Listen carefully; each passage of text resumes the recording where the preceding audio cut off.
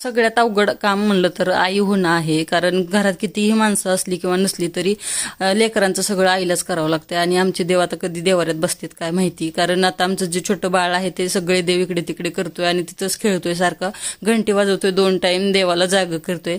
तर इथे आता सकाळची छान अशी सुरुवात झाली आणि देवपूजा करून घेतली मस्त अशी. तर देवपूजा केल्यानंतर किती फ्रेश वाटतंय बघा आणि मन कसं छान प्रसन्न होतंय. तर असंच काहीच झालेलं आहे. किती छान सुंदर देवघर दिसत आहे बघा. तर आता इथे सकाळची कामे सुरू झाली आणि तारेवरची कसरत सुरू झाली थोडक्यात.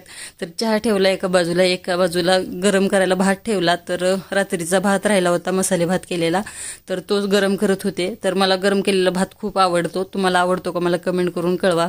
आणि इथे भात गरम करण्याच्या नादात माझा चहा उतू गेलेला आहे. तर सगळ्यात जास्त टेन्शन दूध उतू गेल्यावर आणि चहा उतू गेल्यावर येते, कारण सगळा गॅस परत क्लीन करावा लागते म्हणून.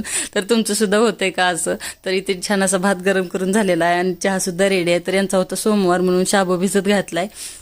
यांना काही शाबू आवडत नाही, पण दिवसभर उपाशी राहतात, मग त्यामुळे मग थोडंसं भिजावत घालावंच लागतंय. मग आज इथं करंजा करायचा बेत होता म्हणून पीठ छान असं भिजवायला ठेवलं आहे कॅरीबॅगमध्ये. तर छान असं भिजलं की छान मऊ करंजा होतात.